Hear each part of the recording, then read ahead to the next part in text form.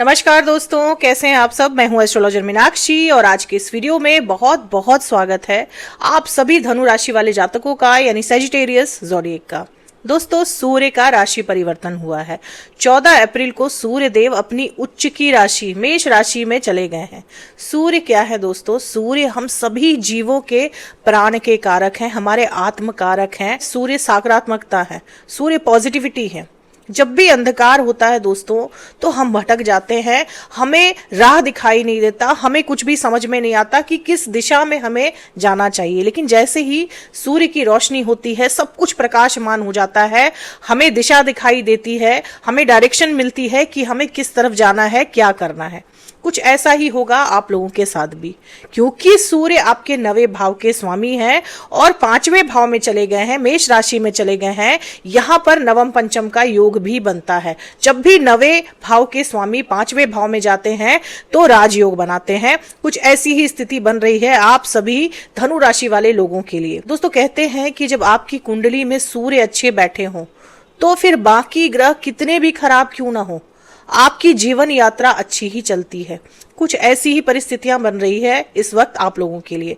14 अप्रैल से लेकर 14 मई तक, जब तक सूर्य आपके 5वें भाव में रहेंगे, आप लोगों की जीवन यात्रा जो है वो सुखद ही रहेगी। दोस्तों, इसके अलावा शुक्र भी राशि परिवर्तन करेंगे। 19 अप्रैल को शुक्र देव अपनी ही राशि वृषभ राशि में आपके 6ठे भाव में चले जाएंगे। शुक्र आपकी राशि में आपके 11वें भाव और आपके 6ठे भाव के स्वामी है। क्योंकि शुक्र आपके लाभ भाव के स्वामी है, 11वें भाव के स्वामी है, और सूर्य 5वें भाव में बैठ कर अपनी रोशनी डालेंगे आपके 11वें भाव में, तो शुक्र के बदलाव से भी आपके जीवन में बहुत सारे बदलाव आएंगे। दोस्तों, सबसे पहले जानते हैं कि सूर्य आपके 5वें भाव में बैठकर कौन से सकारात्मक फल देंगे आपको। दोस्तों, सूर्य प्रतिष्ठा है, ईगो है, आपका यश है।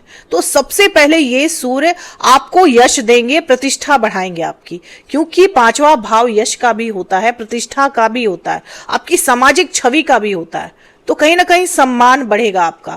शिक्षा का भाव होता है 5वां भाव, संतान का भी भाव होता है 5वां भाव। आपकी संतान कुछ ऐसा कार्य कर सकती है जिसकी वजह से आपकी प्रतिष्ठा बढ़ेगी, आपका यश बढ़ेगा। संतान से जुड़ी सभी चिंताएं दूर होंगी।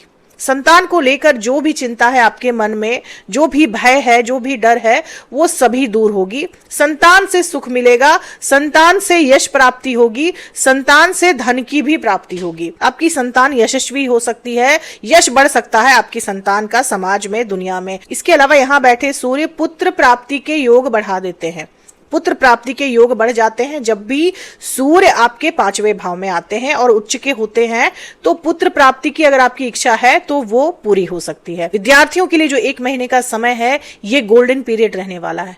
विद्यार्थी कोई बहुत बड़ी उपलब्धि करेंगे, सफलता के शिखर पर पहुंचेंगे। अगर मैं ऐसा कहूं तो गलत नहीं होगा। आपकी मेहनत रंग लाएगी, आप कामयाब हो सकते हैं, बहुत बड़ी कामयाबी आपके हाथ लग सकती है। आपकी कामयाबी से आपकी प्रतिष्ठा बढ़ेगी, आपका यश बढ़ेगा। अगर आप उच्च शिक्षा प्राप्त करने के इच्छुक हैं, क्योंकि 9वां भाव उच्च शिक्षा का भी होता है, हायर एजुकेशन का होता है, तो आपका दाखिला किसी प्रतिष्ठित संस्थान में हो सकता है, किसी बड़े संस्थान में हो सकता है, किसी ऐसे संस्थान में हो सकता है जहां दाखिला लेना सबके बस की बात नहीं होती। तो विद्यार्थियों के लिए समय ढोल नगाड़े बजाने का है। 5वें भाव में बैठे सूर्य अपनी रोशनी डालेंगे आपके 11वें भाव में, और सूर्य जहां देखते हैं वहां की चीजों को प्रकाशमान कर देते हैं।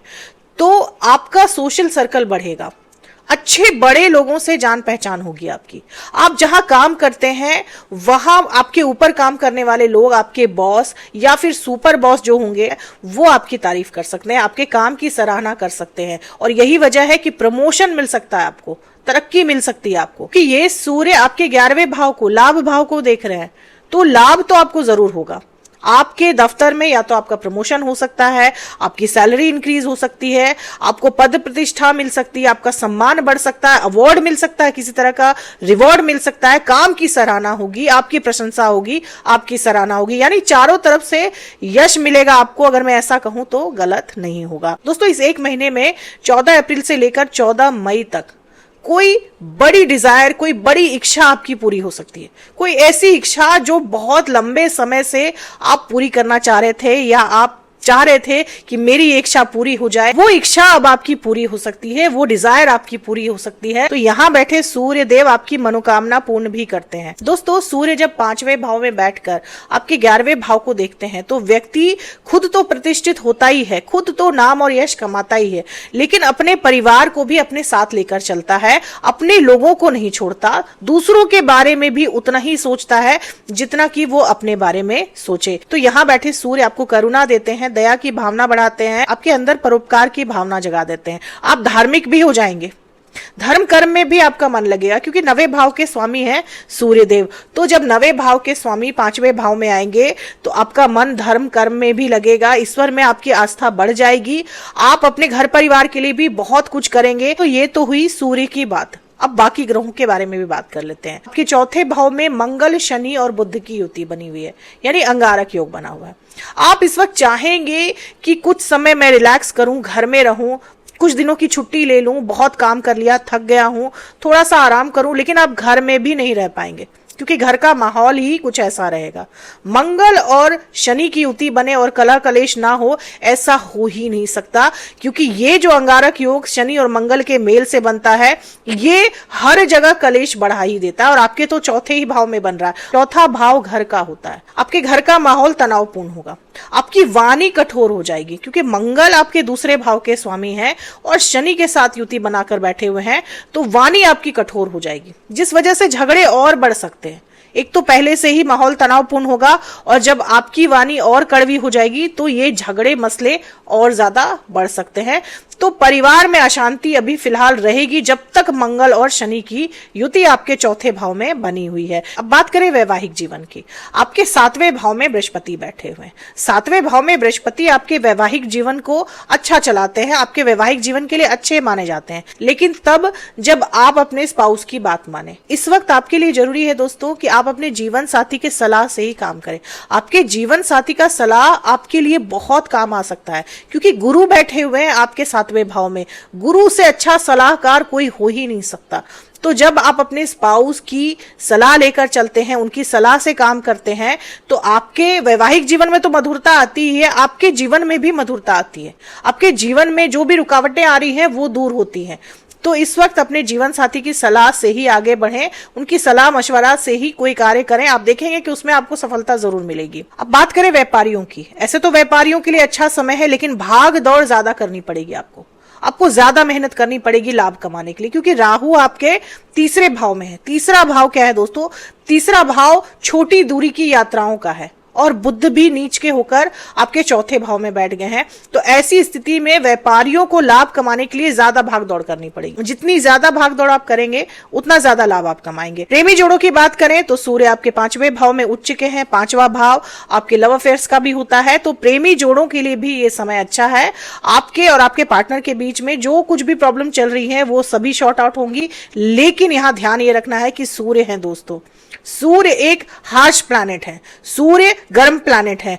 तो अपने गुस्से पर नियंत्रण रखें, अपने क्रोध पर नियंत्रण रखना है, तभी आपके रिश्ते में मधुरता आएगी। दोस्तों, सूर्य आपके 9वें भाव के स्वामी हैं, भाग्य भाव के स्वामी हैं। तो सूर्य के आपके 5वें भाव में आने से आपके रुके हुए अटके हुए काम बनना शुरू होंगे। ऐसे काम जो रुक गए थे, किसी ना किसी कारणवश रुक गए थे, क्योंकि केतु आपके 9वें भाव में बैठे हुए हैं। केतु बाधाएं डालते हैं आपके कार्य में, केतु रोक देते हैं आपके कार्य को। केतु जब 9वें भाव में होते हैं तो आपके बनते काम अचानक बिगड़ जाते हैं, लेकिन अब सूर्य की स्थिति अच्छी रहेगी तो आपके बिगड़े हुए काम बनेंगे, आपके रुके हुए अटके हुए काम जरूर बनेंगे। बात करें उपाय की, ऐसा कौन सा उपाय है जिसे करने से आप सभी धनु राशि वाले लोगों को लाभ होता है, आपके रुके हुए अटके हुए काम बनते हैं, आपकी सेहत अच्छी रहती है, आपकी जीवन यात्रा अच्छी रहती है। इसके लिए जो सबसे अच्छा उपाय है दोस्तों, वो ये है कि आप गुड़ और गेहूं की रोटी बनाएं, और वो रोटी आप बृहस्पतिवार के दिन गाय को खिलाएं। ऐसा करने से आप देखेंगे कि आपके जीवन की सारी कठिनाइयां धीरे धीरे कर दूर हो रही हैं। इस उपाय से लक्ष्मी भी प्रसन्न होती है, धन से जुड़ी समस्याएं भी आपकी दूर होती है, यश प्राप्त होता है, समाज में सम्मान प्राप्त होता है। तो दोस्तों, ये थी मेरी एनालिसिस धनु राशि वाले लोगों के लिए। उम्मीद करती हूँ कि इस वीडियो से आप लोगों को काफी जानकारी, काफी हेल्प मिली होगी। अगर वीडियो से हेल्प मिली हो